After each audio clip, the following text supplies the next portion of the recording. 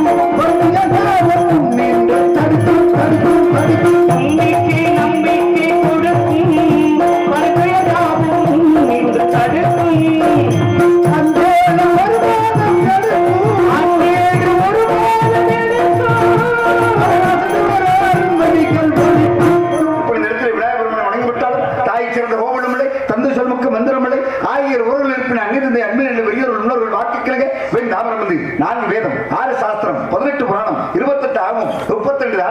64 கலை 96 தத்துவம் இப்படி ஆக்கம் சங்கத்துக்கு முறையில் இணைந்தார் கலைவாணி அன்னுடைய ஆசம் இருக்க வேண்டும். உலகில் ஓரறிவு புல்பூண்டு, ஈரறிவு நீர்வாழ் உயிரினம், 3 அறிவு ஊர்வலை, 4 அறிவு பறவையினம், 5 அறிவு ஆடு மாடு.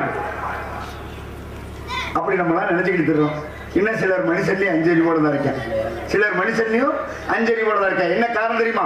ஒரு குருநாதரத்தோட சிஷ்யம் போய் கேட்டானா, பாத்தியா இந்த உலகத்தில் உங்களுக்கு என்ன வேணும்னு இருக்கு நான் கொண்டு வந்து தரேன்னு சொல்லி கேட்டான். அப்படிதான் குருநாதர் வந்து கொண்டாரா, தன்னுடைய சிஷ்யனுக்கு தலக்கணம் என்பது வந்துருச்சு, இவனுக்கு இதை உணர்த்தி காமிக்கணுமே என்பதற்காக இந்த உலகத்துல எது மட்டமானதோ அதை எனக்கு கொண்டு வந்தக்கூடியான்னு சொல்லி கேட்டாரா. நேரா பசுமாட்டுடைய தொழுவத்துக்கு போனானா, இவங்க பசுமாட்டுடைய சாணம் கிடந்துச்சா, இதாயா மட்டமான இதை போய் அழுவமே நல்ல போனானா. அப்ப ஒரு கிழவி சொன்னாலாம், நான் பிள்ளையார் கோயில வாசல் தெளிச்சு கோலம் போடணும், அதனால எனக்கு தேவைப்படுது மீண்டாலாம். அப்ப இதுவும் தேவைப்படும் போல இதை விட ஏதாவது மட்டமானது இருக்கான்னு தேடி போவேன்னு போனானா.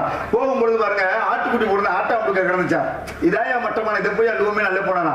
அப்புறம் விவசாயி சொன்னாரா, தோட்டத்துல ரோஜா பூலாம் பூத்து குழுங்குது, அதுக்கு உரமே இதுதான் நம்பிட்டாரா. அப்ப இதுவும் தேவைப்படும் போல இதை விட ஏதாவது மட்டமானது இருக்கான்னு தேடி போவேன்னு போனானா. போகும்பொழுது பாருங்க ரோட்ல யானையுடைய சாணம் கிடந்துச்சா, இதாயா மட்டமான இதை போய் அழுவமே நல்ல போனானா. அப்புறம் முதிய ஒரு கிழமை சொன்னாரா, என் காலில் ஒரு பித்தொழிப்பா இருக்கு, இதுல ஏறி மிதிச்சா உள்ள மருத்துவ குணம் இருக்கு தம்பி, ஏறி மிதிக்கணும் கொஞ்சம் விலைக்குங்க தம்பினாரா. அப்ப இதுவும் தேவைப்படும் போல இதை விட ஏதாவது மட்டமானது இருக்கான்னு தேடி போமேன்னு போனானா. போகும்போது பாருங்க ரோட்ல ஒரு 5-6 பேர் மூக்க பிடிச்சிட்டே நடந்தானா. என்னடா மூக்க பிடிச்சி நடக்கிறானே திரும்பி தான் பார்த்தானா. ரோட்டோரத்தில் உட்காந்து ஒரு 5-6 பேர் உட்காந்து மலம் கழிச்சுட்டு இருந்தானா. அப்படிதான் உணர்ந்தானா, பசுமாட்டுடைய சாணம் பிள்ளையார் கோயிலுக்கு போச்சு, ஆட்டுடைய ஆட்டாம்பளுக்கு தோட்டத்துக்கு உரமா போச்சு, யானையுடைய சாணம் மருத்துவத்துக்கு போச்சு, மனுஷா நீ எங்கடா போனேன்றதை உணர்ந்தானா. அப்பதான் உணர்ந்துட்டானா, உலகத்துல மட்டமானவன் யாரு? மனுஷன் தானா. காரணம், கண்ணுக்கு தெரிந்த கடவுளே தாய் தகப்பன் தானா. நாட்டில் யாராவது தாய் தகப்பனை மதிக்கிறோமா? முதல்ல என்ன எடுத்துக்கங்க. ஏன் தாய் தகப்பன் சொல்ல கேட்டா நான் ஏன் ஆவியூர்ல இருந்து வாரு. காரணம் பாருங்களே, ஒரு தம்பதியருக்கு கல்யாணம் பண்ணி 10-15 வருஷமா பிள்ளையே இல்லையா. 15 வருஷம் கழிச்சு ஒரு ஆண் குழந்தை பிறந்துச்சா. அந்த ஆண் குழந்தைய தன்னோட மார்பகத்தில் போட்டு நெஞ்சில் தூக்கி போட்டு தகப்பன் சொன்னா, மகனே மிதிக்கிறதால அப்போடைய நான் பெத்தேன்னு சொன்னானா. அதே மகன் ஒரு 25 வருஷம் கழிச்சு ஊரே கூடி இருக்கும் மத்தியில பாருங்க அப்பனை தூக்கி போட்டு நெஞ்சிலே ஒரு எத்து விட்டானா. அப்ப அதே அப்பன் சொன்னா, சண்டால பிள்ளை இப்படிலாம் எட்டு உதைக்கவாடா நான் பெத்தேன்னு சொன்னானா. எந்த குழந்தை நல்ல குழந்தை மண்ணில் பிறக்கையிலே அவர் நல்லவராகவும் தீயவராதும் மண்ணிலிருந்தை வளர்ப்பினேன்னு சொன்னார். இந்த தாய்மார்கள் குழந்தை தொட்டில போட்டு ஆட்டும் பொழுது என்ன சொல்லி ஆட்டணும், மகனே நீ ஒரு டாக்டர் ஆகணும், போலீஸ் ஆகணும், இன்ஜினியர் ஆகணும், கலெக்டர் ஆகணும், அந்த குழந்தை டாக்டராகவோ போலீஸாவோ இன்ஜினியராகவோ வருமா? ஆனா தாய்மார்கள் அப்படியே சொல்லி பிள்ளை ஆட்டுறாங்க. களவாணி பேசாம தூங்கலான்னு சொல்ல மறுநாள் பள்ளிக்கூடத்துல படிச்சு தூக்கிட்டு வந்துடுறேன். இப்படிதான் இருக்கு உலகம். இதுக்கு மத்தியில நம்ம எல்லாம் வாழ்ந்து கொடுக்கும். நல்லா பாருங்க, ஒரு மகன் நேர்காணலுக்கு போயிட்டு வந்தானா, இன்டர்வியூக்கு வேலை தேடி போயிட்டு வந்தானா. வேலை தேடி போயிட்டு வந்தா வீட்டுக்கு வந்து தகப்ப கேட்டானா, போனியே என்னடா ஆச்சுன்னு கேட்டானா. அடுத்து பாருங்க தம்பி கேட்டானா, எங்கடா போயிட்டு வந்தேன் கேட்டானா. தங்கச்சிக்காரி கேட்டானா, அண்ணே எவ்வளவு சம்பளம்னு கேட்டாளா. ஏன் சம்பளத்தை கேட்கிறா, நாளைக்கு வந்தானே தாய் மாமனை வேட்டு போட்டு போகணும், அதனால எவ்வளவு சம்பளம்னு கேட்டாளா. ஆனா பெத்த தாய் தான் கேட்டாளா. காலையில போனேன், ராத்திரி தானே வீட்டுக்கு வந்த, மதியம் சாப்பிட்டியாப்பான்னு கேட்டாளா. அப்படிப்பட்டவங்க உலகத்துல தாய் பாசம் என்பது சொல்லிக்கொண்டு ஆக இந்த இடத்துல தாயினருக்கு ஒரு பெருமை சேர்க்க வேண்டும் என்று பார்த்தோம்னால், எனக்கு தாயும் தந்தையுமாக விளங்கக்கூடியவர் எனது மாற்றம் ஸ்ரீமன் நாராயணன், அவருடைய புகழை பாட வேண்டும் என்று பார்த்தோம்னால்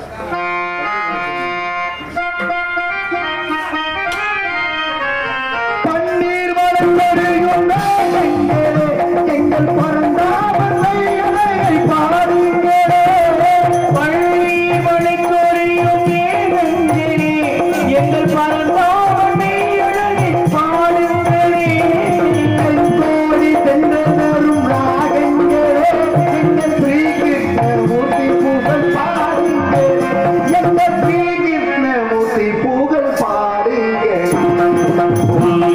துணை கொடுத்த பூமிகளே பாடுங்களே.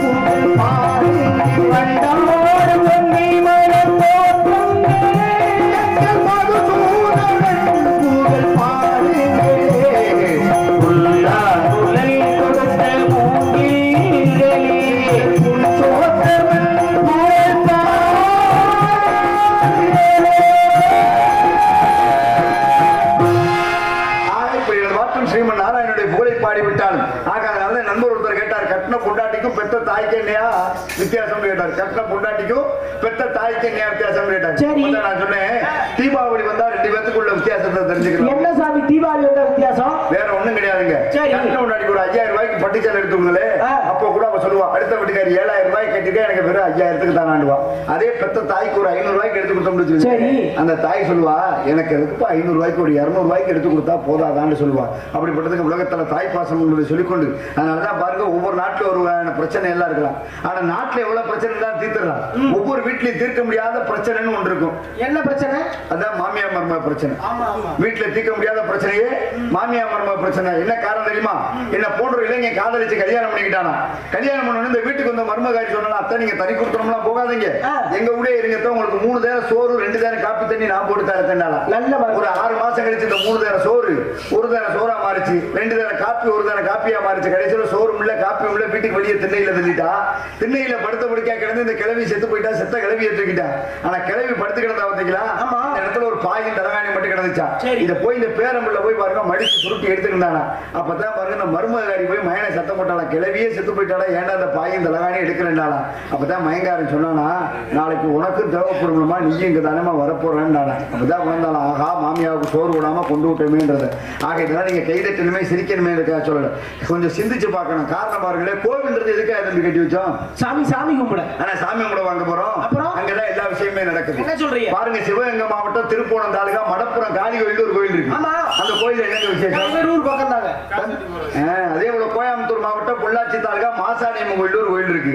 அந்த கோயில் என்னங்க விசேஷம்? நான் தெரியாம இருக்கிற கோயில காசை வெட்டி போடுறதுக்கும் முனாயிரம் சப்பறக்கும் மன்னவாரி தூத்துக்குமா கோயில கட்டி வச்சாங்க.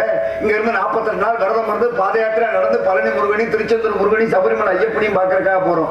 ஆனா கோவிலுக்குள்ள எவ்வளவு கூட்டம் இருந்தாலும் அடிச்சு குடிச்சு எப்படியாவது கருவறையில இருக்க தெய்வத்தை கண்ணார பார்த்தோம்ன்றக்காக கோயிலுக்குள்ள போறோம். கோயிலுக்குள்ள போனோடனே கருவறையில இருக்க தெய்வத்தை பார்த்தோன்னே மனுஷன் ஏன் கண்ணை மூடி சாமி கும்பிடுற? ஏன் கண்ணை மூடி சாமி கும்பிடுற? காரணம் பாருங்க எதற்காக, அதெல்லாம் பின்னாடி வராது. கொஞ்சம் அலசி பார்ப்போம். இந்த ஆய்வுகளோட அலசிக்கு அவங்க எல்லாம் தாங்குவாங்கன்றத பார்ப்போம். காரணம் எங்கும் நீக்க மரம் நிறைந்திருக்கும் வரமுறை என்ன, எல்லா இடத்துல இறைவன் இருக்கான, இறைவனை உணர்வுன்ற மனிதன் மாணிக்கம் உண்டு, மனிதனுள் கடவுள் உண்டு என்று சொன்னார்கள். யாரும் கடை வெளியெல்லாம் சொல்ல, கடவுள் என்று தான் சொன்னார்கள். நம்மளுக்குள்ளதான் கடவுள் இருக்காரா. அப்படிப்பட்ட தெய்வத்தை உணரணும் என்றால் அதான் பாருங்க மனிதன் மாணிக்கம், மனிதனுள் கடவுள். மனுஷனா வாழ்றது இந்த கலியுகத்துல ரொம்ப சிரமமான காரியம். அப்படி மனிதனாக பிறந்து கடவுளாக வாழ்ந்தவர் ஐயா பசுமன் ஊ முத்துராமலிங்க தேவர். ஆக அப்படிப்பட்ட அன்னாருடைய புகழை பாட வேண்டும் என்று பார்த்தோம்னால் முதல் ஐயா பசுமன் முத்துராமலிங்க தேவருடைய புகழை பாடுவதற்கு அரிய வாய்ப்பை ஏற்படுத்தி கொடுத்த இந்த கிராமத்தார்களுக்கு எங்களது ஆவியூர் தேவர் பேரவை சார்பாக நன்றி கலந்த முதல்ல வணக்கத்தை தெரிவித்துக் கொள்கின்றோம். ஆக அப்படிப்பட்ட இடத்துல காரணம் பாருங்களேன், எல்லோருமே சொல்லுவாங்க தேசியமும் தெய்வீகமும் எனது இரு கண்களாக வாழ்ந்தோம். இங்கே உங்கள் முன்பு நால்வராக வைத்துக் கொண்டிருக்கும் அருமை மைத்துனர் ஆவியரை சேர்ந்த கார்த்திகேயனருக்கு பொன்னாடி வந்து புகழாரம் சூட்டப்படுகிறார். ஆக துணி கொடுத்தால் பிணி நீங்கும் என்பார்கள். அதனாலதான் பாருங்க மகாபாரதத்திலே குசேலன் போய் பாருங்க கிருஷ்ண பரமாத்மா கந்த துணியில தான், கந்த துணியில கிழிஞ்ச துணி, அதுல கொஞ்சோண்டு அவளை கொண்டு போய் கொடுத்தானா. கந்த துணியோடு அவளை கொடுத்த எனக்கு சகல யோகமும் சௌபாக்கியமும் பெற்றானாம்.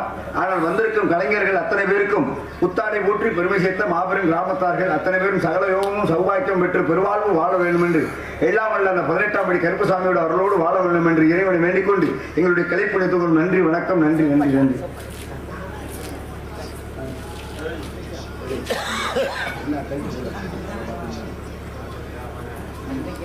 ஆக அப்படிப்பட்ட இடத்துல ஆக தேசிகமும் தெய்வீகமும் எனது இரு கண்களாக வாழ்ந்தார் ஐயா பசுமன் முத்துராமலிங்க தேவர் என்று எல்லோரும் சொல்லுவாங்க. அதானே உண்மை. தேசியமும் தெய்வீகமும் என்னுடைய இரு கண்கள் வாழ்ந்தது. நாட்டில் எத்தனை பேர் கண் இல்லாம வாழ்ந்துகிட்டு தானே இருக்காங்க. ஆனா ஐயா தேவர் ஐயா எப்படி நினைச்சு வாழ்ந்தவர் தெரியுமா? உடலும் உயிருமாக நினைத்து வாழ்ந்தவர் ஐயா பசுமன் முத்துராமலிங்க தேவர். காரணம் பாருங்க, உடம்பு மட்டும் இருந்து உயிர் இல்லைன்னு வச்சுக்கோங்க, இந்த உடம்புக்கு மதிப்பு இருக்கா? அதே போல பாருங்க, உயிர் இருந்து உடம்பு இல்லைன்னு வச்சுக்க, அந்த உயிருக்கு ஏதாவது பெருமை இருக்கா? அப்படி உடலும் உயிருமாக நினைத்து வாழ்ந்தவர் ஐயா பசுமன் முத்துராமலிங்க தேவர். அதனால நம்ம நாட்டுக்கு சுதந்திரம் வாங்கி கொடுத்தானே யாரை சொல்லுவோம்? நேதாஜி சுபாஷ் சந்திர போஸ், நேரு, காந்தி, இப்படி எத்தனையோ தேச தலைவர்களை சொல்லுவோம். ஆனா பெண்களுக்கு விடுதலை வாங்கி கொடுத்தவர் யாருன்னா ஐயா பசுமன் முத்துராமலிங்க தேவர் தானா. என்ன காரணம்னா பர்மா நாட்டுல தேவரையாவுக்கு ஒரு விருந்தோமல் தர்றாங்க. இந்த விருந்தோமல்ல கலந்துக்கிறதுக்காக பர்மா நாட்டுக்கு போறாரு. நம்ம நாட்டுடைய பாரம்பரியம் என்னன்னா கருப்பு கம்பள வரவேற்பு. யாராவது வெளிநாட்டுல இருந்து வந்தாங்கன்னா சிவப்பு கம்பள வரவேற்பு கொடுப்போம். ஆனா பர்மா நாட்டுடைய பாரம்பரியம் கருப்பு கம்பள வரவேற்பு. எப்படின்னா 16 வயது நிரம்பிய பெண்கள், அவங்களுக்கு 6 அடி கூந்தல், இந்த பக்கம் 32 பேர், இந்த பக்கம் 32 பேர் இருப்பாங்க. அவங்களுக்கு இந்த 6 அடி கூந்தலை குனிஞ்சு இப்படி பரிசு விட்ட மணிக்கு இருப்பாங்க. அந்த கூந்தல்ல ஏறி நடந்து போய் அவங்களுடைய விருந்தவங்களை ஏத்துக்கிறாங்க. அப்ப பார்த்தா உடனே தேவரையா போய் பாக்குறாரு, விமான நிலையத்துல இந்த 64 பெண்களும் குனிஞ்சபடி இருக்காங்க. பார்த்தோன்னே ஏன் இந்த பெண்கள்லாம் இப்படி குனிஞ்சிருக்காங்கன்னு கேட்டாரா. அப்ப சொன்னாங்களே, இது எங்க நாட்டுடைய பாரம்பரியம் சொன்னாராம். அப்பதான் தேவரையா சொன்னாரா, என்னை ஈன்றெடுத்தது ஒரு பெண், உலக பெண்களை எங்களுடைய கண்களாக கருதுவோம், இன்றோடு இந்த விருந்தோமலை ஏத்துக்கிறோம்னா இந்த பழக்கத்தவே கைவிடுங்கன்னு சொன்னாராம். அப்படி பர்ம நாட்டு பெண்களுக்கு விடுதலை வாங்கி கொடுத்தவர் யாருன்னா ஐயா பசுமன் முத்துராமலிங்க தேவர். அதனாலதான் பாருங்க, அவருடைய பேருக்கே நிறைய பெருமை இருக்கு. அவருடைய பேருக்கே நிறைய பெருமை இருக்கு, பசுமன் முத்துராமலிங்க தேவர். நம்ம இந்து தர்ம சாஸ்திரப்படி பாருங்க, ஏதாவது ஒரு நல்ல காரியம் ஆரம்பிக்கணும்னா முதல் நம்ம போடுறது என்னது, பிள்ளையார் சொல்லி ஊனா. அவங்க அப்பா பேரு உக்கிரபாண்டி தேவர், ஆக ஊனா. அதுக்கடுத்து பசுமன். பசுன்னா 39 அடி தேவர்களும் அஷ்டமாக இருக்கிறது யாருன்னா ஒரு பசுமாட்டில் தான். அதான் பசு. பொண்ணு என்றால் பார்த்தோம்னா தேடி கிடைக்க வேண்டியதான். அப்படி தேட கிடைக்காத ஒரு தெய்வமாக இருக்கக்கூடியவர் ஐயா பசுமன். ஆக பசுமன் முத்து. முத்துனா எங்க, தூத்துக்குடியில போய் ஆழ்கடல மூழ்கினாதான் முத்து எடுக்க முடியுமா, அப்படி நம்ம இந்த முக்குளத்து சமுதாயத்துக்காக கிடைத்த ஒரு முத்து. ராமன்னா ராமனுக்கு கூட பாருங்க சீதைன்னு ஒரு மனைவி இருந்தாளா. திருநகர் பங்களாவில் தன்னோட உயிர் போகும் தருவாயில ஒரு மருத்துவச்சி போய், ஐயா நான் வைத்தியம் பார்த்து உங்களை காப்பாத்திரலாம், வைத்தியம் பார்க்கவான்னு சொல்லி கேட்டாங்க. அப்ப ஐயா தேவரையா சொன்னாரா, என் உயிர் போகும் தருவாய் எனக்கு தெரிஞ்சிருச்சு, என் தாய் இந்திராணி தழுவாத இந்த உடம்பை எந்த பெண்ணும் தொடக்கூடாதுன்னு சொன்னவர் ஐயா பசுமன் முத்துராம. லிங்கம் என்றால் தேவர்களுக்கெல்லாம் அதிபதி. அப்படி நமது முக்குளத்து சமுதாயத்துக்காக ஒரு அதிபதியாக விளங்கக்கூடியவர் ஐயா பசுமன் முத்துராமலிங்க தேவர். அதனாலதான் 1957 மதுரை திலகரதில் பப்ளிக் மீட்டிங் முடிச்சுட்டு மேடையை விட்டு கீழே இறங்கினாராம். தேவரையாவுடைய பேச்சு ஆற்றலை கேட்டுவிட்டு அங்க செய்தி குறிப்பு எழுதக்கூடிய ஒரு பெண்ணு, இந்த அம்மா போய் தேவரையாட்ட போய் கேட்டாங்கன்னா, ஐயா உங்களை போல எனக்கு ஒரு குழந்தை பெற்றுக்கணும்னு ஆசையா இருக்கு. இந்த அம்மாவுடைய என்ன உங்களை திருமணம் முடிச்சுக்கணும்னு கேட்க முடியாம கேட்குற, ஐயா உங்களை போல எனக்கு ஒரு குழந்தை பெற்றுக்கணும்னு ஆசையா இருக்கு. இல்ல அப்பதான் அந்த அம்மாவுடைய எண்ணத்தை புரிந்து கொண்ட ஐயா தேவரையா உடனே சட்டம் தயங்காமல் சொன்னாராம், என்ன போல நீங்க குழந்தை பெற்றுக்கணும்னா 10 மாசம் ஆகும், உங்களுக்கு அவ்வளவு தாமதம் தேவையில்லை, இப்பயே உங்களை என்னுடைய தாயா பாவிக்கிறேன், என்னை நீங்க பிள்ளையா ஏத்துக்கிறீங்களான்னு சொன்னவர் ஐயா பசுமன் முத்துராமலிங்க தேவர். ஆக அப்படிப்பட்ட மகான்களுடைய வழியிலே மொத்தம் பாருங்க. அதனாலதான் இந்தியாவில் மொத்தம் 553 ஜாதி இருக்கா. தேவரையாவை பார்த்து கேட்டாங்களாம், இந்தியாவில் மொத்தம் 553 ஜாதி இருக்கு, யாருங்க உயர்ந்த ஜாதின்னு கேட்டார்களா, யாரு உயர்ந்த ஜாதி என்று கேட்டார்களா. அதே கேள்வி நான் இப்ப எல்லாரும் நம்ம சொந்தக்காரங்க, அதனால தைரியமா கேட்பேன், யாருங்க உயர்ந்த ஜாதி? தேவரையாட்ட கேட்டதுக்கு அவர் சற்றும் தயங்காமல் சொன்னாராம், நல் ஒழுக்கத்தால் எவன் ஒருவன் உயர்ந்தவனும் அவனே உயர்ந்த ஜாதி என்று சொன்னவர் ஐயா பசுமன் முத்துராமலிங்க தேவர். அப்படிப்பட்ட மகான்களுடைய வழியிலே செல்ல வேண்டும், அவருடைய புகழை பாட வேண்டும் என்று பார்த்தோம்.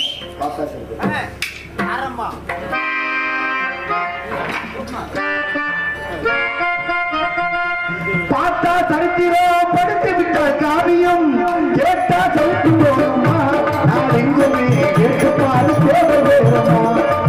பார்த்தா சரித்திரம் படித்து விட்டால் காவியம், கேட்டா சவுத்து போகுமா, நான் எங்குமே கேட்டுப்பாரு தேவை வேறமா. நான் எங்குமே கேட்டுப்பாரு தேவை வேறமா.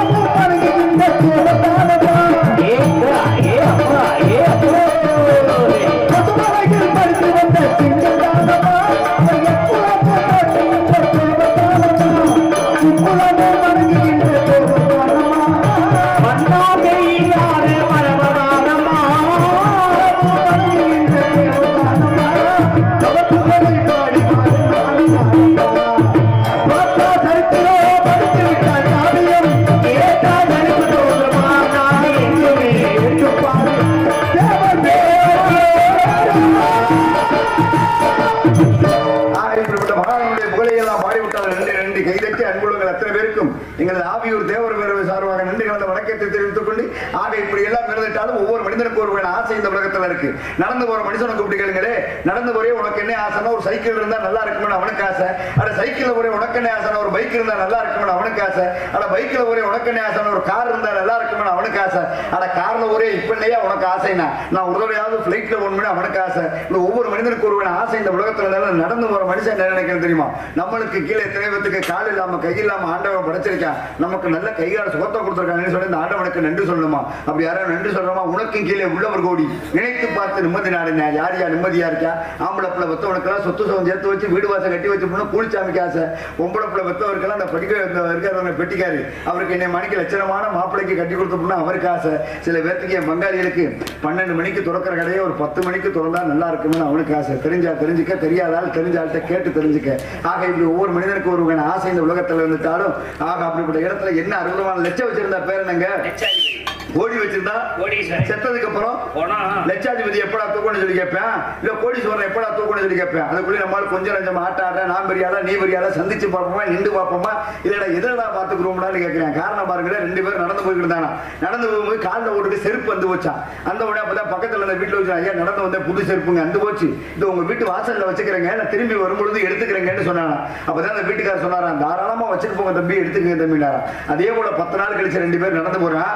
நடந்து போகும்போது கூட வந்தவனுக்கு மாரடை பொண்ணு செத்து போயிட்டானா. அப்பதான் அந்த செருப்பு வச்சாம அதே வீட்டுல போய் சொன்னானா, ஐயா எனக்கு செருப்பை வச்சு எடுத்துக்கல நான் தாங்க, என் கூட வந்த ஒரு மாரடை பொண்ணு செத்து போயிட்டாரு, கொஞ்ச நேரம் பணத்தை உங்க வீட்டு வாசல்ல வச்சுக்கிறவான்னு சொல்லி கேட்டானா. அப்ப அதே வீட்டுக்காரன் சொன்னா நம்மளை தூக்கணும் நம்மள பணத்தை கிட்டானா. இது என்ன தெரியுது?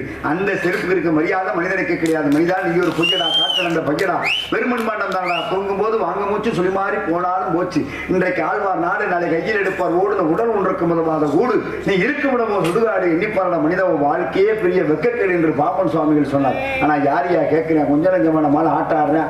மனுஷனுக்கு மண்ணின் மீது ஆசை, மனுஷனுக்கு மண்ணின் மீது ஆசை, இந்த மண்ணுக்கு மனுஷன் மேல ஆசை. கடைசியில யாரு வெற்றி பெறாங்கன்னா அந்த மண்ணு தான் வெற்றி பெறுது. என்ன காரணம் தெரியுமா? ஒரு பெருமண்ட கோடீஸ்வரன் சொன்னானா, எங்க ஐயா அந்த ஊர்ல ஒரு 100 ஏக்கர் வாங்கினாரு, அதே ஊர்ல ஒரு 10 வீட வாங்கி எங்க அப்பா வாடகைக்கு விட்டாரு, நான் ஒரு 5 வீடாவது வாங்குவேன்னு சொன்னானா. அப்பதான் அந்த மண்ணு சொல்லிச்சாட இருக்கு போயில, உங்க ஐயாவையும் நான் தாண்டா வாங்கி உள்ள ஓட்டேன், உங்க அப்பனையும் நான் தாண்டா வாங்கி உள்ள ஓட்டேன், நீ உன்னை நான் இன்னைக்கே நாளைக்கே என்னைக்கு வாங்க போட போறது. அந்த மண்ணு மனுஷனை பார்த்து சிரிச்சிச்சா. மனுஷன் உள்ள மட்டும் உளுந்துக்கணும், மாடி மாடியா வீடு இருக்கலாம், ஏக்கர் கணக்கில் சொத்து இருக்கலாம், ஆனா அவன் செத்த இன்னைக்கு ஐஸ் பெட்டி என்னமோ வாடகைக்கு தான் எடுத்துட்டு வரணும். இதை மட்டும் மனுஷன் உணர்ந்து கொண்டால் மனிதன் மனிதனாக வாழலாம் என்று சொல்லிக்கொண்டு அழகாக ஒரு கவிஞன் சொன்னானே, ஆத்தின் போடாது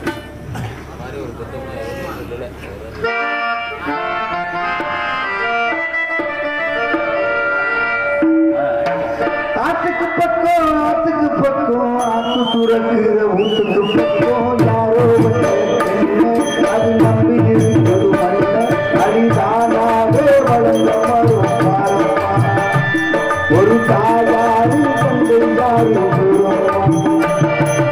ஆத்துக்கு பக்கம் ஆத்துக்கு பக்கம் ஆத்து துறக்கிற ஊத்துக்கு பக்கம் யாரோ அது நம்பி இருக்கிற அடிதானாக வளர்ந்த ஒரு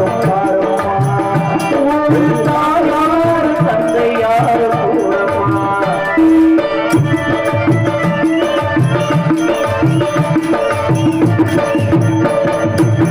ஆண்டவனும் அண்ணன் தம்பி கேளுக்குள்ள அவனுக்கு என்ன போல அப்பா யாரும் ஆண்டவனும்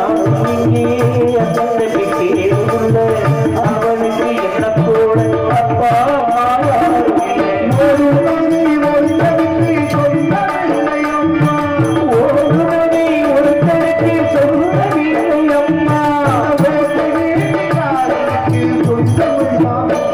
I'm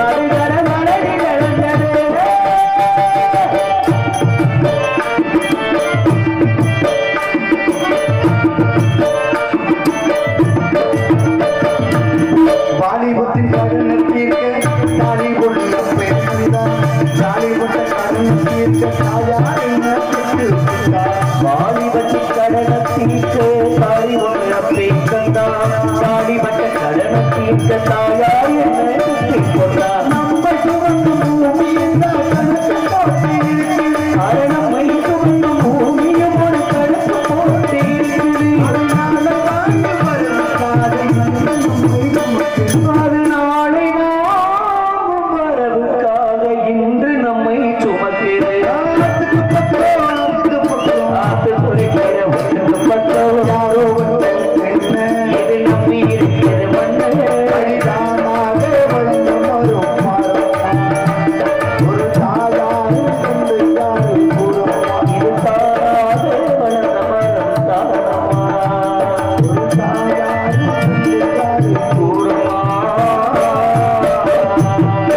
ஆக இப்படி மண்ணு மக்கள் இணைந்து விட்டால் நன்றி நன்றி நன்றி. ஆக இப்படி பெருமையான இடம். ஆக அப்படிப்பட்ட இடத்தில் இந்த குறிஞ்சினத்தை பார்க்கின்ற பொழுது இங்கே தங்க வேண்டும் என்ற ஒரு ஆபத்து இருக்கிறது. ஆனால் நானும் ஒரு நாளைக்கு தங்கக்கூடாத சாபத்தை பெற்றவனாயிட்டேன். அப்படி இருப்பின் இந்த குறிஞ்சினத்தை வரைக்கணும் பார்த்தோம்னா ஆக 12 ஆழ்வார்கள் 4வது ஆழ்வார் உபரநாராயணன் பிறந்த இந்த குறிஞ்சினம் தான். ஆக அதே போல 12 ஆண்டுக்கு ஒரு முறை இருக்கக்கூடிய குறிஞ்சி மலர் இருக்கு இந்த குறிஞ்சினம் தான். அதே போல மாந்தோப்பு பார்த்திருப்போம், தென்னந்தோப்பு பார்த்திருப்போம், வாழைத்தோப்பு பார்த்திருப்போம். யாராவது மூங்கில் மர தோப்பு பார்த்திருக்கீங்களா? இந்த மூங்கில் மர தோப்புல வட்டுகள்லாம் துவாரமிட்டு வீசக்கூடிய செந்தில் காட்டுல இப்ப இதுல வாழக்கூடிய மக்கள் அவங்க காதலை எப்படி வெளிப்படுத்துறாங்க தெரியுமா? ஏன்னா மூவாசை வருத்த நாரத மனுஷி காதலை பத்தி பேசுறான்னு நினைக்க வேணாம். யாரையாவது காதலிச்சிருக்கீங்களா? இல்லப்ப அதுக்கு வாய்ப்பு எல்லாம் இல்ல. ஏன் உங்களுக்கு வேணா நான் வேணா இன்னொரு வாய்ப்பு தரேன். வேணாம், இப்ப உள்ள வாய்ப்பு போதும் போகுது. யூடியூப் ஓடிக்கிட்டு அண்ணே ஆப்ரேட்டர்ண்ணே, நீ யாரையாவது காதலிச்சிருக்கியா? என்னப்பா இது கேள்வி? காதல் என்ன காதல்? காதலிச்சுதான் கல்யாணம் பண்ணீங்க. கல்யாணம் பண்ணி கடைசியில் இங்க போட்டு திருவிக்கிட்டு இருக்க. விட்டுருவோம். உட்கார்ந்து நாடகம் பாக்குறீங்களே, நீங்க எல்லாம் யாரையாவது காதலிச்சிருக்கீங்களா? சில பேர் சிரிக்கிறீங்க, சில பேர் சொல்ல முடியாம தலைய குனிகிறீங்க. இது என்ன எடுத்துக்கிறது? ஆனா சிரிக்கிறீங்க பாத்தீங்களா? நீங்க சிரிக்கிறத வச்சு நான் கிடைச்சுக்கிட்டேன் எத்தனை பேர் குடியை கெடுத்திருப்பீங்க, எத்தனை பேர் குண்டாச்சட்டியை நொறுக்கிருப்பீங்க. ஏன் உங்களால வாயை திறந்து சொல்ல முடியல? காரணம், சொன்னா காலையில வீட்டுல சோறு கிடைக்காது, அதனால வாயை திறந்து சொல்ல முடியாது. முதல்ல காதல்லாம் முதல்ல என்னன்றத தெரிஞ்சுக்கிறோம். காதல்லாம் முதல்ல அன்பு. அன்புன்ற காதல் எங்க இருக்கணும்? பாருக்குள் நல்ல நாடு நம் பாரத திருநாடு. ஆக இந்திய திருநாட்டு மேல முதல்ல அன்புன்ற காதல் இருக்கணும். அதுக்கு மேல பார்த்தோம்னா இரவுன்னும் பார்க்காம, பகலின்னும் பார்க்காம, வெயிலின்னும் பார்க்காம, மழையின்னும் பார்க்காம, பனியின்னும் பார்க்காம நம்ம நாட்டு எல்லை பகுதியில் இருக்காங்க இந்திய ராணுவ வீரர்கள், அவங்க மேல அன்புன்ற காதல் இருக்கணும். அதுக்கு மேல பார்த்தோம்னா யாரும் ஊரே யாவரும் கேள்வி உலக ஐநா சபையில 553 நாடுகளை கொண்ட ஐநா சபையில நம் தாய்மொழியாம் தமிழ் மொழி இந்த உலகத்திற்கே பரிசாட்டினாரு. தென்கோடி ராமேஸ்வரத்தில் பிறந்தாரு ஐயா ஏபிஜே அப்துல் கலாம் ஐயா சொன்னது போல நம் தாய்மொழியாம் தமிழ் மொழி மேல அன்புன்ற காதல் இருக்கணும். அதுக்கு மேல பார்த்தோம்னா என்னென்ப ஏன எழுத்தென்ப விரண்டு கண்ணென்ப வாழம் இருக்கு கல்வி கரையில கற்போர் நாடு செல்லும் வெள்ளத்தில் இனிமேல் சொல்ல கல்வியை போதிக்கிறார் ஒரு வாத்தியார். அந்த வாத்தியார் ஸ்தானத்தில் இருக்கக்கூடிய இசை கலைஞர் ஒரு மக்களே உங்க மேலே அன்புன்ற காதல் இருக்கணும். அதுக்கு மேல பார்த்தோம்னா யாரு பார்த்தோம்னா பொண்டாட்டி தாலியை பேங்கல வச்சா அந்த நாட்டுக்கே சோறு ஓடுகின்றன தமிழக விவசாயிகள். அந்த தெய்வத்தின் மீது அன்புன்ற காதல் வேணும். யாருக்கு இங்க இந்த நாட்டில் விவசாயிகளோட அருமை தெரியுது? நல்லா பாருங்களேன், சிகரெட்டை விற்கிறவன் சிகரெட் என்ன பண்ணு சொல்றான், காரை விற்கிறவன் கார் என்ன பண்ணு சொல்றான். ஆனா அந்த நாட்டுக்கே சோறு போடுற ஒரு விவசாயி தான் உற்பத்தி பண்ணக்கூடிய நெல்லுக்கும் காய்கறிக்கும் விலையை நிர்ணயம் பண்ண ஒரு அவலம் அந்த விவசாய தொழில தான் இருக்கு. யாரு கேட்க முடிஞ்சு? நல்ல ஒரு விஷயத்தை கூர்ந்து கவனிங்களே. எங்க ஐயா சாப்பிட்டாரு, எங்க அப்பத்தா வெத்தலை முடிச்சு கொடுத்துச்சு. எங்க ஐயா சாப்பிட்டாரு, எங்க அப்பத்தா வெத்தலை முடிச்சு கொடுத்துச்சு. இன்னைக்கு எங்க அப்பா சாப்பிடுறாரு, எங்க அம்மா சக்கரை வியாதிக்கு மாத்திரை எடுத்து கொடுத்துட்டு இருக்கு. காரணம், உணவு பழக்க வழக்கங்கள்லாம் மாறிக்கிடுச்சு. அதனால நண்பர் கேட்ட இந்த விவசாயிகளுடைய தலையெழுத்தெல்லாம் எப்பயா மாறும்னு சொல்லி கேட்டாரு. அப்பதான் நான் சொன்னேன், காலில் ஓட்டுற செருப்பு கூட ஏசி ரூம்ல இருக்கு. மனுஷன் சாப்பிடுற காய்கறிகள் இன்னும் ரோட்லயும் தெருவுலையும் தானே வச்சு வித்துக்கிட்டு இருக்கேன். இதெல்லாம் என்னைக்கு மாறுமோ அன்னைக்கு தாங்க இந்த விவசாயிகளுடைய தலையெழுத்து மாறும்னு சொன்னேன். அப்படிப்பட்ட விவசாயிகள் மேல அன்புன்ற காதல் இருக்கணும். அதுக்கு மேல பார்த்தோம்னா தோல்லையும் மாறலையும் தூக்கி போட்டு சுமக்கிறா பாருங்க தகப்ப, அந்த தகப்ப மேல அன்புன்ற காதல் இருக்கணும். யாருக்கு இந்த பிள்ளையோட அருமை தெரியுது? அப்பனோட அருமை எந்த பிள்ளைக்கு தெரியுது? ஒரு 5 வயசு குழந்தைய கூப்பிட்டு கேளுங்களே, உங்க அப்பா எப்படி படாதான் அந்த குழந்தை சொல்லுவோம், எங்க அப்பா சூப்பர் அப்பான்னு சொல்லுவா வயசத்துல 5. அதே ஒரு 10 வயசுல உங்க அப்பா எப்படி படான்னு கேட்டு பாருங்களேன், எங்க அப்பா நல்லப்பான்னு சொல்லுவா வயசத்துல 10. அதே ஒரு 15 வயசுல உங்க அப்பா எப்படி படான்னு கேட்டு பாருங்களேன், அப்ப சொல்லுவா எப்படிதான் எங்க அம்மா அந்த அளவுக்கு வாக்கப்பட்டாலோ தெரியலன்னு சொல்லுவா வயசத்துல 15. அதே ஒரு 25 வயசுல உங்க அப்பா எப்படி படான்னு கேட்டு பாருங்களேன், வேற ஏதாவது இருந்தா பேசுங்க, அந்த ஆளை பத்தி என்ன பேசாதீங்கன்னு சொல்லுவா வயசத்துல 20. அதே ஒரு 35 வயசுல உங்க அப்பா எப்படி பாருங்களே, நான் தனி கொடுத்தனம் போயிட்டேன் பேசினா வீட்டுல பொண்டாட்டி திட்டுவான்னு சொல்லுவேன் வயசத்துல 35. அதே ஒரு 45 வயசுல உங்க அப்பா எப்படி படவேட்டு பாருங்களே, 45 வயசுல போது அப்ப அவனுக்கு ஒரு பிள்ளை இருக்கும் இல்லையா, அப்ப சொல்லுவேன் அந்த வறுமையிலே வளர்த்தாரே எங்க அப்பா தெய்வமியா, எனக்கு ஒரு பிள்ளை வந்திருக்கேன், என் உயிரை போட்டு வாங்குறாயான்னு சொல்லுவேன். அந்த தகப்பனோட அருமை எப்ப தெரியும்? 45 வயசுல தெரியும். அப்படிப்பட்ட தகப்பன் மேல அன்புன்ற காதல் வேணும். அதுக்கு மேல பார்த்தோம்னா உந்தி சரியா 300 நாள் கவர்ந்து நம்மள எல்லாம் பெத்தெடுக்கிறவருங்க, என்ன பெத்த ஆத்தாமாருங்க, அந்த தாயின் மீது அன்புன்ற காதல் வேணும். வேணும். ஆக இப்படி எல்லாம் காதல்ன்ற ஒரு விஷயம் இருந்துட்டு அதனால காதலாகி கசிந்து கண்ணீர் மெல்க ஓதுவார் தம்மை உயிர்த்தெழுந்த வேதம் 4 நாதன் நாமம் நமச்சிவாய வாழ்கவே என்று சொன்னார்கள் சான்றோர்கள். ஆக அதனாலதான் 63 நாயன்மார்கள் ஒருத்தரை வந்து யார் இந்திரனே வந்து கூப்பிட்டான பூலோகத்துல வந்து ஐராவத யானை யாருக்காக வராத ஐராவதன் யானை இந்த பூலோகத்துக்கு வந்து என் கூட வாயா இந்திரலோகத்துக்குனானா ஓ இந்திரலோகத்துல என்னையா சிறப்புனானா அப்பதான் சொன்னாங்க கஷ்டம் கிடையாது கண்ணீர் கிடையாது பசி கிடையாது துன்பம் கிடையாது எப்பவுமே இன்புட்டு இருக்கலாம்னா சற்றும் தயங்காமல் சொன்னாரா நான் வரலைன்றாராம். அப்பதான் ஏன்னு கேட்டப்ப காதலாகி கசிந்து சொன்னார். இறைவன் மீது காதல் கொள்ள வேண்டும் அன்பே சிவம் என்று சான்றோர்கள் சொன்னார்கள். வாடிய வயிறை கண்ட போதெல்லாம் என் மனம் வாடினேன் என்ற வள்ளலார் பிறந்தது இந்த புண்ணிய பூமி.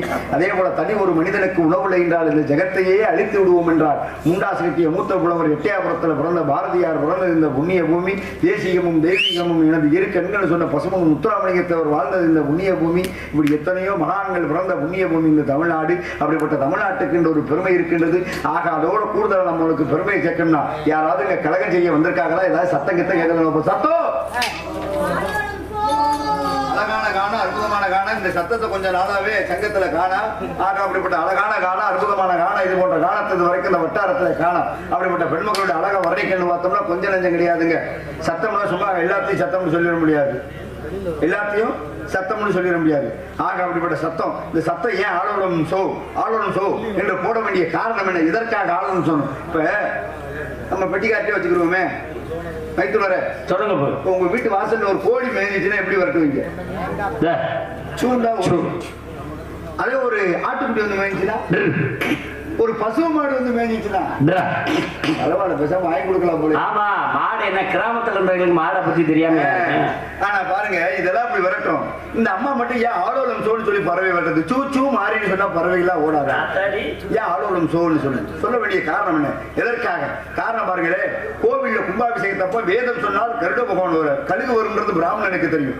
அதே போல ஆளோலம் சோ என்ற முருகனுடைய பிரணவ பொருள் உபதேசம் பண்ணா எப்படியாவது எம்பெருமான் இங்க முருகப்பெருமான் வருவாரு கைப்பிடியா கூட்டிட்டு போவான்றது வள்ளிக்கு தெரியும். அவ காவலுக்கே வரல காதலிக்கத்தான் வந்திருக்கான்றது எனக்கு மட்டும் தான் தெரியும். நாரதருக்குத்தான் தெரியும். காரணம் பாருங்களேன். ஏன்னா காவலுக்கு வரணும்னா 5 வயசு கதையின் முறைப்படி வள்ளிக்கு 13 வயசு பருவத்துல வந்தா காவலா நடக்கும் காதலாயா நடக்கும். காதலிக்க வந்திருக்கான்றது எனக்கு மட்டும் தான் தெரியும். ஆக அப்படிப்பட்ட பெண்மக்களை முருகப்பெருமானோட சேர்க்க வேண்டும். மொத்தத்துல பார்த்தோம்னு வச்சுக்கோங்களேன். உங்களுக்கு இங்க என்னங்க வேலை? எனக்கு அனுமதிக்கிறது உங்களுக்கு பின்பாட்டு வர்றது. அதே போல உங்களுக்கு என்ன வேலை? நடையமைத்து கொடுக்குறது. அதே போல உங்களுக்கு சப்போர்ட். அதே போல தாளம். இப்படி ஒவ்வொருத்தவங்களுக்கும் ஒவ்வொரு வேலை இருக்கு. ஆனா எனக்கு என்ன வேலை தெரியுமாங்க? என்ன வேலை? சின்ன வீடு தயார் பண்றது. சபாஸ். அப்ப பப்ளிக்கே கேட்டா சங்கடப்பட மாட்டாப்டியா? அது கிடையாதுங்க. யாருங்க? ஏன்னா வீரபாபு ஏற்கனவே முருகப்பெருமானுக்காக வீர மகேந்திரபுரிக்கு தூது சென்றார். அதனால திருச்செந்தூர்ல ஒரு படைவீடு கிட்டியது. எம்பெருமான் முருகப்பெருமானுக்காக வள்ளியிடம் நாரத மகரிஷி நான் தூது சென்றேன் என்றால் ஏற்கனவே முருகனுக்கு மதுரையில பெரிய ஒரு வீடு இருக்கு. திருப்புறங்குன்றம் சொல்லக்கூடிய ஒரு பெரிய படை வீடு இருக்கு. பக்கத்திலே திருமான் ஜோலை என்று சொல்லக்கூடிய அழகர் கோவில்ல 6ஆம் படை வீடை தயார் பண்ண. அதான் சொன்னேன் அது பெரிய வீடு. பக்கத்துல தயார் பண்ண போறது சின்ன வீடு. அப்படிப்பட்ட படமுதல் சோலை என்று சொல்லக்கூடிய 6ஆம் படை வீடை தயார் பண்ணணும். மொத்தத்துல பார்த்தோம்னா கந்தபுராணத்தை உபதேசம் பண்ண போறேன். சொல்ற எனக்கும் புண்ணியம் இருந்து கேட்கக்கூடிய அத்தனை அடியார்களுக்கும் புண்ணியம். அப்படிப்பட்ட கந்தபுராணத்தை உங்களுக்கு எல்லாம் உபதேசம் பண்றேன். பாருங்க காசு இருக்குமே கோயிலுக்கு தர்ம காரியம் பண்ணி புண்ணியத்தை சேர்த்துக்கலாம். காசு பணம் இல்லாத ஏழவாளை என்ன பண்ண முடியும்? இது போன்ற இதிகாச புராணங்களை கேட்டு புண்ணியத்தை பெறலாம். அப்படிப்பட்ட கந்த புராணம் சொல்ற எனக்கும் புண்ணியம் கேட்கக்கூடிய உங்களுக்கும் புண்ணியம். கந்த புராணத்தை ஏற்றியவர் கச்சையப்பச்சு வாச்சாரியார். கந்த புராணத்தை ஏற்றியவர் கச்சையப்பச்சு வாச்சாரியார். ஆக இந்த கந்த புராணத்துடைய சாரம்சம் எப்படி பாத்தீங்க? கண்ணிலே அவதரித்தவருக்கு கண்ணிலே அவதரித்த ஒரு பெண்மகளைத்தான் திருமணம் முடிச்சு வைக்கணும். ஏன்னா வள்ளி ஏற்கனவே பாருங்க தெய்வயானு ஒருத்தி இருக்கா. இருக்கும்பொழுது 2ஆம் தரமா வள்ளியை திருமணம் முடிச்சு வைக்கணும்னா சும்மா கிடையாதுங்க. பார்த்தோம்னா சிவனுடைய நெற்றிக்கிலிருந்து 6 தீப்பொறிகளாக அவதரித்தவர் அக்னி பகவான் வாங்குறாரு. அக்னி பகவானும் தாங்க முடியாமல் வாயு பகவானிடம் கொடுக்க, வாயு பகவானும் தாங்க முடியாமல் கங்கையிடம் கொடுக்க, கங்கை கொடுவது சரவணம் எனும் ஞான பொய்கையிலே விட. சரண் என்றால் தெர்பை, தெர்பை நிறைந்த பொய்கை. உயிரை கொடுக்கக்கூடிய தன்மை தெர்பைக்கு மட்டும்தான் இருக்கா. அதனாலதான் பாருங்க கோவில் கும்பாபிஷேகத்தப்ப கலசத்துல தெர்பை வச்சு கட்டியிருந்தாங்களா. அதே போல பார்த்தோம்னா கும்பாபிஷேகத்தப்ப நல்லா பாருங்களே கோவில் கருவறையில இருக்க தெய்வத்துக்கும் யாகசாலையில இருந்து தெர்ப உயிர்ப்பித்தல் ஒரு நிகழ்வுன்றது நடக்கும். உயிரை கொடுப்பாங்க. ஏன்னா அதுக்கு என்ன தர்பையிலே இப்படி உயிரை கொண்டு போவாங்க. ஆக அப்படிப்பட்டதுக்கு தர்பைக்கு உயிரை கொடுக்கக்கூடிய தன்மை. தர்பை நிறைந்த பொய்கை, பொய்கையிலே 6 கமல மலர். கமலம் என்றால் தாமரை மலர். தாமரை மலரிலே எம்பெருமான் பூ விலைகளை அவதரித்தார். கருணையே வடிவமான கந்த சுவாமி தெய்வமே என்று ஒருத்தர் பாடினார். பாடின அவருக்கும் பெருமை கிடைச்சிச்சு. முருகான்னு ஒரு தடவை வாயத்தோன்னு சொன்னா 3 பிறவில செஞ்ச பாவம் போகுமா. ஆக அப்படிப்பட்ட எம்பெருமான் முருகப்பெருமான் அவதரித்தார். வள்ளி எங்க இருந்து வந்தான்னு தெரிஞ்சுக்கணும்ல. மகாபலி சக்கரவர்த்தியில் ஒருத்தர் இருந்தார். இவர் என்ன பண்ணார்னா, நாட்டு மக்கள் கேட்ட தான தர்மங்களை கொடுத்து அஸ்வமேத யாகம் பண்ணி இந்திரலோக பதவி அடைவதற்காக போனாராம். அப்ப மகாவிஷ்ணுவான பெருமாளே வாமன அவதாரத்துல குள்ள வடிவத்தில் வந்து மகாபலி எனக்கு 3 அடி நிலம் வேணும்னு கேட்டாராம். எடுத்துக்கிட்டாரா. 1 அடி நாள் விண்ணை கலந்து, 2 அடி நாள் மண்ணை கலந்து, 3வது அடி எங்கேயா வைக்கணும்னு கேட்கும் பொழுது அப்பதான் சொன்னாரு, பெருமாளுடைய பாதம் கூட கொடுத்து வச்சிருக்கணும். அதனாலதான் பெருமாள் கோயிலுக்கு போனோம்னா தலையில ஒரு கும்பாவை பார்த்திருக்கீங்களா, அதுல பார்த்தா பெருமாளுடைய திருவடி இருக்குமா. அவருடைய திருவடி படம் கொடுத்து வச்சிருக்கணும். பெருமாளே தலையில வைங்கினானா. மகாபலியை தலையில வச்சு பாதாள லோகத்துக்கு தள்ளிடுறாரு. அப்பொழுது ஆனந்த கண்ணீர் அவதரித்தவர் தான் அமிர்தவள்ளி சுந்தரவள்ளி. 2 துளி கண்ணீர். ஆக பாருங்க, இங்க இருந்து வந்தா கஷ்டத்துல வர்றது உப்பு வைக்கும், இங்க இருந்து வர்றது சந்தோஷத்துல வர்றது ஆனந்த கண்ணீர், எப்பவுமே இனிக்கக்கூடியது. அப்படிப்பட்ட ஆனந்த கண்ணீர் அவதரித்தது 2 துளி. ஆக அமிர்தவள்ளி சுந்தரவள்ளி. அமிர்தவள்ளி தேவேந்திரனுக்கு மகளாக பிறந்து தேவலோக யானை ஐராவத யானையே வளர்த்தனால்தான் அவர் பேர் தெய்வ யானை. அப்படிப்பட்ட தெய்வ யானையை 30 அடி தேவர்கள் எல்லாம் சேர்ந்து மலைமகனுக்கு மலையிலே திருப்பரங்குன்றத்தில் திருமணம் முடிச்சு வச்சோம். சுந்தரவள்ளி சுந்தரவள்ளியாக மாணிசன் வயிற்றிலே வந்து வேடுகுல நம்பியின் வளர்ப்பு மகளாக இந்த திரைப்படத்தில் காவல் செய்து கொண்டிருக்கின்றார். அண்ணாவோட சந்திக்கணும், என் கழகத்தை பத்தி சிந்திக்கணும். கந்த புராணத்தை கேட்ட அத்தனை அடியார்களுக்கு நன்றி, நன்றி கலந்த வணக்கம். ஆக அப்படிப்பட்ட இடத்துல நன்றி.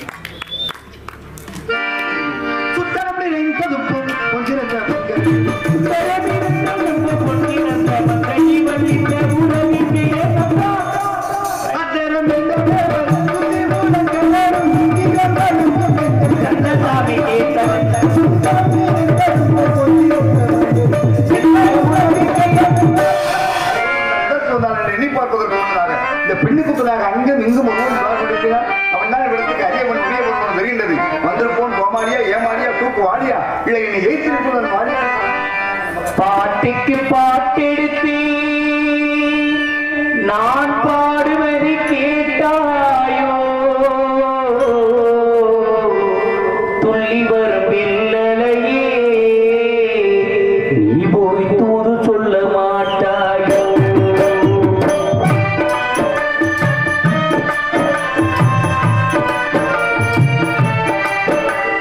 பாட்டுக்கு பாட்டெடுத்து நான் பாடுவது கேட்டாயோ, துள்ளி வரும் பிள்ளலையே நீ போய் தூது சொல்ல மாட்டாயோ.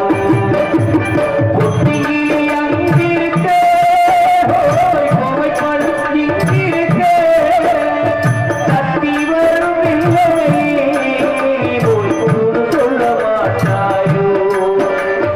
தத்தி வரும் பிள்ளையே நீ போய் தூது சொல்ல மாட்டாயோ. குட்டியே இங்கிருக்க கோவை பழம் அங்கிருக்க தத்தி வரும் பிள்ளையே நீ போய் தூது சொல்ல மாட்டாயோ.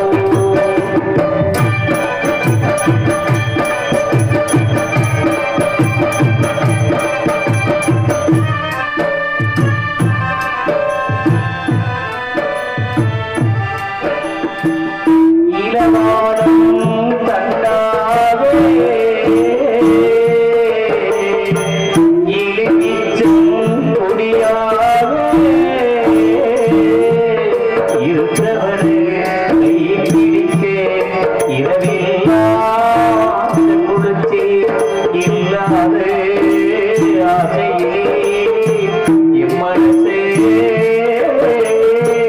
நான் கொடுத்தே ஆடவிட்டே மச்சாரி ஓடவிட்டே போராடி ஓடவிட்டு போனாடி